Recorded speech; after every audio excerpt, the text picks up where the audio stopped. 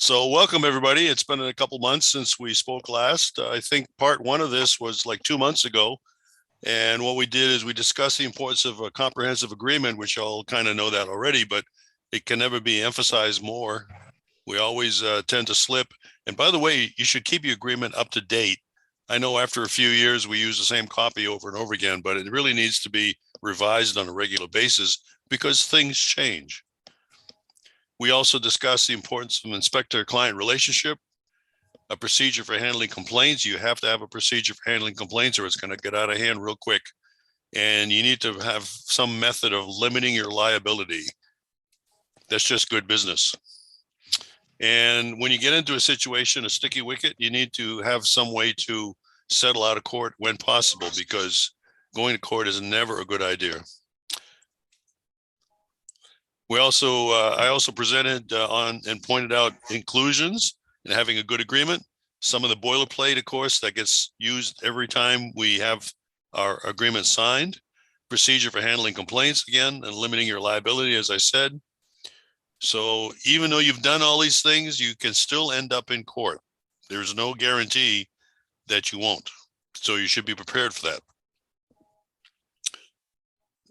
Going to court is never a good solution for anyone. Nobody really wins. It's a crapshoot. Nobody really wins going to court.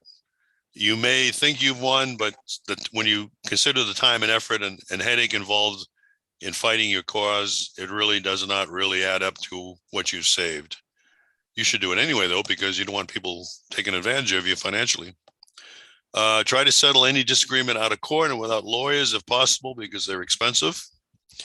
Try to settle and have a letter of mutual release handy to end it once and for all. You don't want people double dipping. Double dipping is when they've got an issue with you, and whether you're right or wrong, you either settle it or don't. You fight it, and then they come back after that and they got a separate issue with you.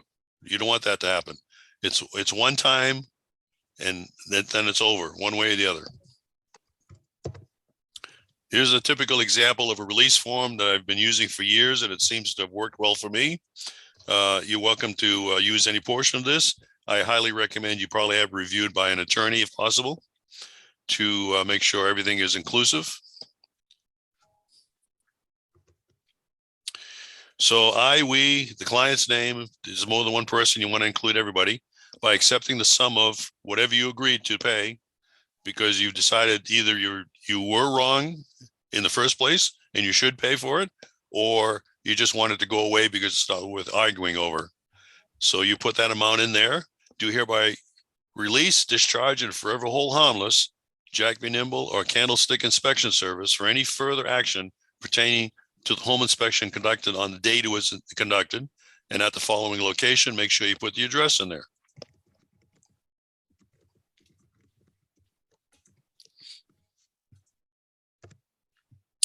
All parties agree that neither the issuance of payment by Jack B. Nimble nor the acceptance of payment by the client is an admission of liability or acknowledgement of damages on the part of Candlestick Inspection Service.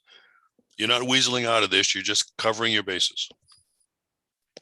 Furthermore, the client agrees to not speak ill of Candlestick Inspection Service or its individuals, and to return the inspection report with all written materials to the inspector as part of this settlement.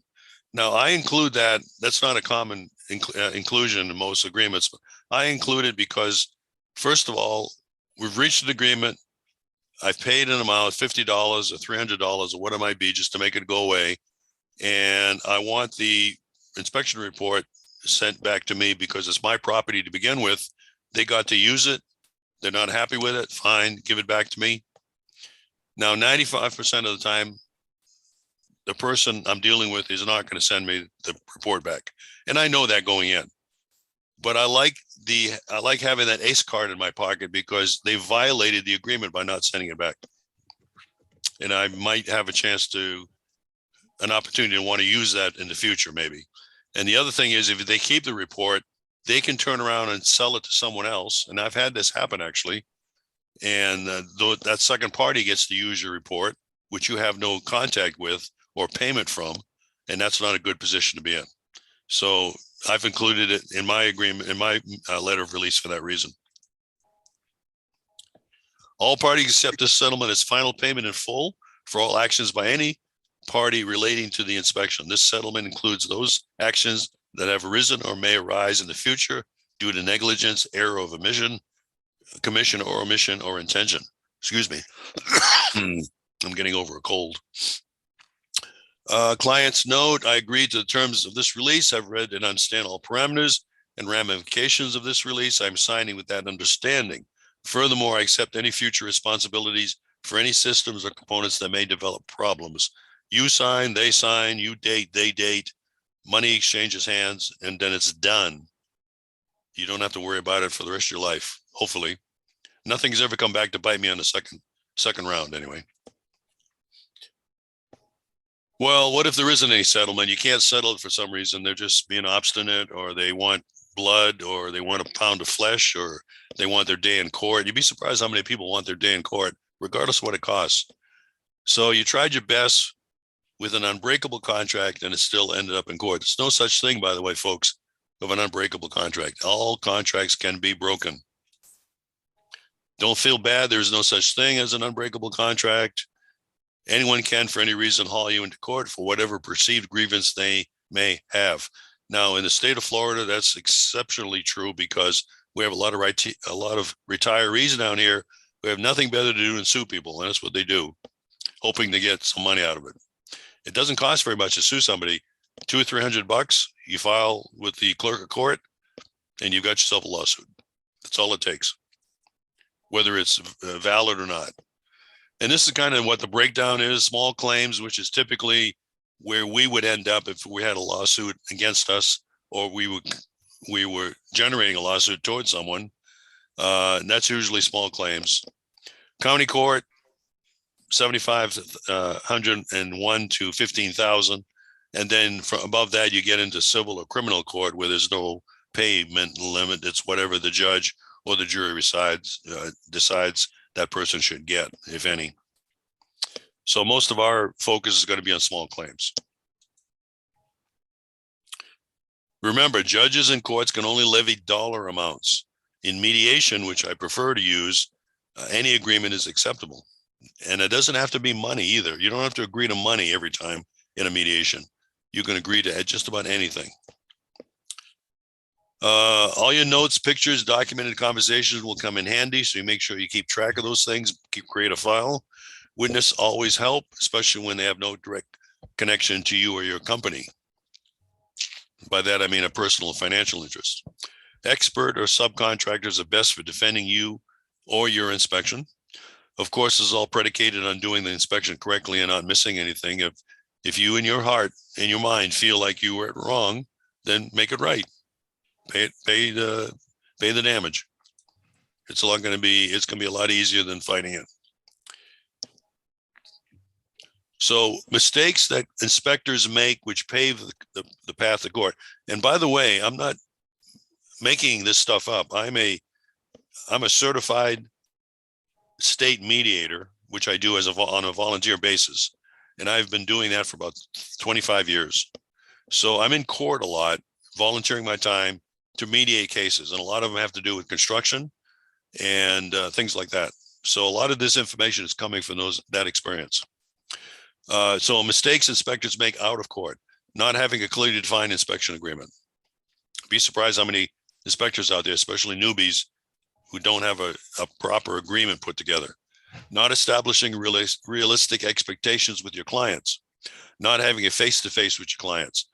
Just about every time, and it hasn't happened that often in my career, but just about every time I've had an altercation with somebody, it's been with an absentee home buyer, not somebody I've met and talked to and created a relationship with. Not sharing all the things that you will not do. Not stating all the things that you will not do. In your agreement, not just verbally. You need to put that stuff in your agreement. It has to be written down. The vast majority of altercations with clients will be with absentee clients. Always encourage clients to attend the inspection. Mistakes made out of court. Not keeping a record of conversations. Not promptly addressing complaints. Not documenting and photographing complaint issues. Not bringing an unbiased witness or expert with you during the complaint. not conceding to resolve an issue on the spot, regardless of who was right or wrong, not recommending additional investigation in your original report when called for, missing an obvious major defect. That's a biggie. Mistakes inspectors make in court or at depositions. Excuse me a minute. All right. Not being prepared.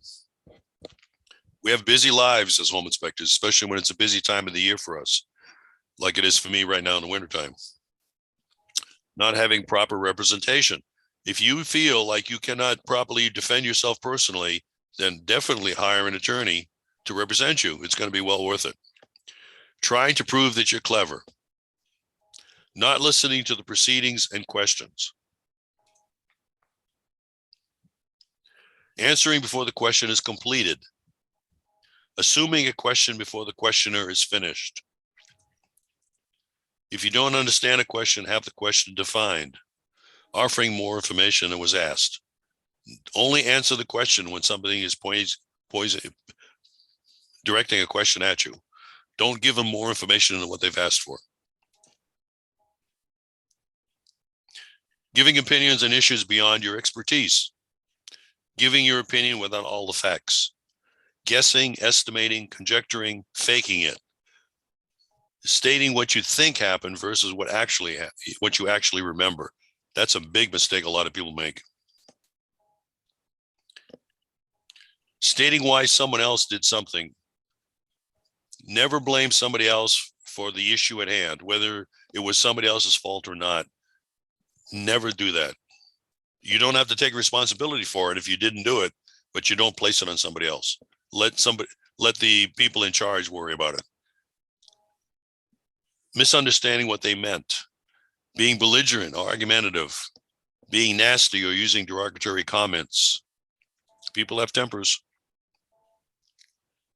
Not willing to concede another valid point. You go to court or you go to a deposition and you're arguing a case because you feel you're right, and evidence is brought forward during the deposition or the court's session, and you realize that you weren't aware of that before, or you didn't think of it, and it turns out it is actually your fault. Admit it. Deal with it. Let it go away. Do what it takes to make it go away. Not acknowledging and growing a number of facts. Win or lose, not learning from your experience. The best protection, have a well-written, clear, balanced inspection agreement. This becomes a bargaining chip later. In the agreement, spell out particular concerns or exposures you feel you have. Address complaints promptly and in person. Bring a witness with you when you set up the appointment. Bring a release form and bring a blank check and bring a camera. And then make your decision once you've got all the facts at the meeting. Document everything, photos and notes.